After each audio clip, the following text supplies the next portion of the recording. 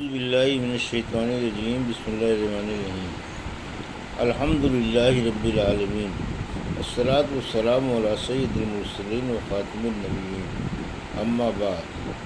صحیح بخاری باب کتاب الجہاد، حدیث نمبر 2894 2895۔ اردو ترجمہ۔ جہاد کے لیے سمندر میں سفر کرنا۔ ہم سے ابو نعمان نے بیان کیا، کہا ہم سے حماد بن زید نے بیان کیا، ان سے یحییٰ بن سعید انصاری نے، ان سے محمد بن یحییٰ بن حبان نے، اور ان سے سیدنا انس بن مالک رضی اللہ عنہ نے بیان کیا، اور ان سے ام حرام رضی اللہ عنہا نے یہ واقعہ بیان کیا تھا کہ نبی کریم صلی اللہ علیہ وسلم نے ایک دن ان کے گھر تشریف لا کر قیلولہ فرمایا تھا۔ جب آپ بیدار ہوئے تو ہنس رہے تھے۔ انہوں نے پوچھا، یا رسول اللہ کس بات پر ہنس رہے ہیں؟ فرمایا، مجھے اپنی امت میں سے ایک ایسی قوم کو خواب میں دیکھ کر خوشی ہوئی جو سمندر میں غزوے کے لیے اس طرح جا رہے تھے جیسے بادشاہ تخت پر بیٹھے ہوں۔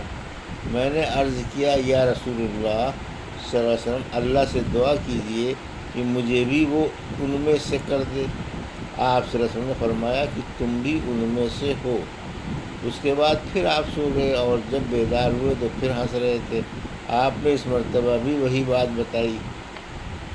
ایسا 2 یا 3 دفعے ہوا۔ میں نے کہا، اے اللہ کے رسول صلی اللہ علیہ وسلم، اللہ تعالیٰ سے دعا کیجیے کہ مجھے بھی ان میں سے کر دے۔ آپ صلی اللہ علیہ وسلم نے فرمایا کہ تم سب سے پہلے لشکر کے ساتھ ہوگی۔ وہ عبادہ بن صامت رضی اللہ عنہ کے نکاح میں تھیں، اور وہ ان کو اسلام کے سب سے پہلے بحری بیڑے کے ساتھ غزوے میں لے گئے۔ واپسی میں سوار ہونے کے لیے اپنی سواری سے قریب ہوئیں، سوار ہوتے ہوئے یا سوار ہونے کے بعد گر پڑیں، جس سے آپ کی گردن ٹوٹ گئی اور شہادت کی موت پائی۔ حدیث نمبر 2896۔ اردو ترجمہ۔ لڑائی میں کمزور، ناتواں جیسے عورتیں، بچے، اندھے، معذور اور مساکین اور نیک لوگوں سے مدد چاہنا، ان سے مدد کرانا۔ اور حضرت ابن عباس رضی اللہ عنہ نے بیان کیا کہ مجھ کو ابو سفیان رضی اللہ عنہ نے خبر دی کہ مجھ سے قیصر ملک روم نے کہا کہ میں نے تم سے پوچھا کہ امیر لوگوں نے ان یعنی حضور اکرم صلی اللہ علیہ وسلم کی پیروی کی ہے یا کمزور غریب طبقے والوں نے؟ تم نے بتایا کہ کمزور غریب طبقے نے ان کی اتباع کی ہے، اور انبیاء کا پیروکار یہی طبقہ ہوتا ہے۔ ہم سے سلیمان بن حرب نے بیان کیا، کہا ہم سے محمد بن طلحہ نے بیان کیا، ان سے مصعب بن سعد نے بیان کیا کہ سعد بن ابی وقاص رضی اللہ عنہ کا خیال تھا کہ انہیں دوسرے بہت سے صحابہ پر اپنی مالداری اور بہادری کی وجہ سے فضیلت حاصل ہے۔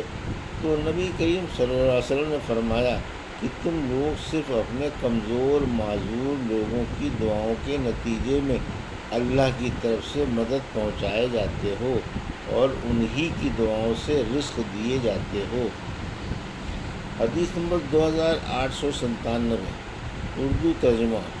ہم سے عبداللہ بن محمد نے بیان کیا، کہا ہم سے سفیان بن عینہ نے بیان کیا، ان سے عمرو بن دینار نے، انہوں نے جابر رضی اللہ عنہ سے سنا۔ آپ ابو سعید خدری رضی اللہ عنہ سے بیان کرتے تھے کہ نبی کریم صلی اللہ علیہ وسلم نے فرمایا، ایک زمانہ ایسا آئے گا کہ مسلمانوں کی فوج جہاں پر ہوں گی، جن میں پوچھا جائے گا کہ کیا فوج میں کوئی ایسے بزرگ بھی ہیں جنہوں نے نبی کریم صلی اللہ علیہ وسلم کی صحبت اٹھائی ہو، تو کہا جائے گا کہ ہاں، تو ان سے فتح کی دعا کرائی جائے گی۔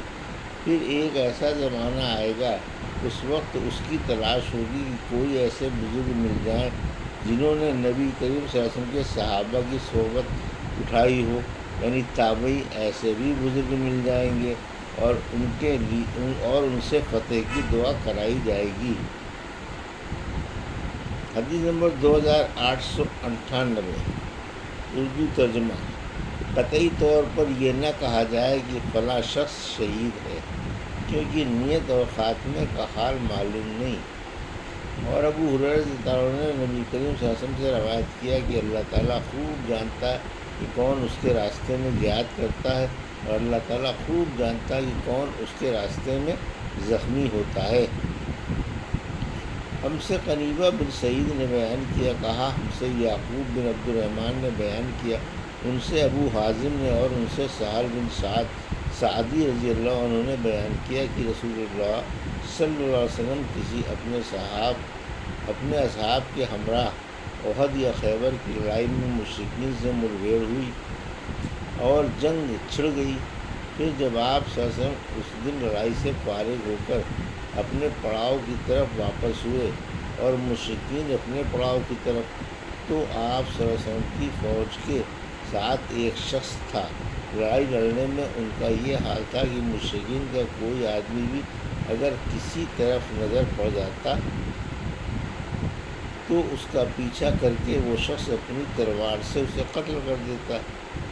سہل رضی اللہ عنہ نے اس کے متعلق کہا کہ آج جنتی سرگرمی کے ساتھ فلاں شخص لڑا ہے، آج جتنی سرگرمی کے ساتھ فلاں شخص لڑا ہے، ہم میں سے کوئی بھی اس طرح نہ رہ سکا۔ آپ صلی اللہ علیہ وسلم نے اس پر فرمایا کہ لیکن وہ شخص دوزخی ہے۔ مسلمانوں میں سے ایک شخص نے اپنے دل میں کہا، اچھا میں اس کا پیچھا کروں گا، دیکھوں حضور صلی اللہ علیہ وسلم نے اسے کیوں دوزخی فرمایا۔ بیان کیا کہ وہ اس کے ساتھ ساتھ دوسرے دن لڑائی میں موجود رہا۔ جب کبھی وہ کھڑا ہو جاتا تو یہ بھی کھڑا ہو جاتا، اور جب وہ تیز چلتا تو یہ بھی اس کے ساتھ تیز چلتا۔ بیان کیا کہ آخر وہ شخص زخمی ہو گیا، زخم بڑا گہرا تھا، اس لیے اس نے چاہا کہ موت جلدی آ جائے، اور اپنی تلوار کا پھل زمین پر رکھ کر اس کی دھار کو سینے کے مقابل میں کر لیا اور تلوار پر گر کر اپنی جان دے دی۔ اب وہ صاحب رسول اللہ صلی اللہ علیہ وسلم کی خدمت میں حاضر ہوئے اور کہنے لگے، میں گواہی دیتا ہوں کہ آپ صلی اللہ علیہ وسلم اللہ کے سچے رسول ہیں۔ آپ صلی اللہ علیہ وسلم نے دریافت فرمایا، کیا بات ہوئی؟ انہوں نے بیان کیا کہ وہی شخص جس کے متعلق آپ نے فرمایا تھا کہ وہ دوزخی ہے۔ صحابہ کرام رضی اللہ عنہ پر یہ آپ کا فرمان بڑا شاق گزرا تھا۔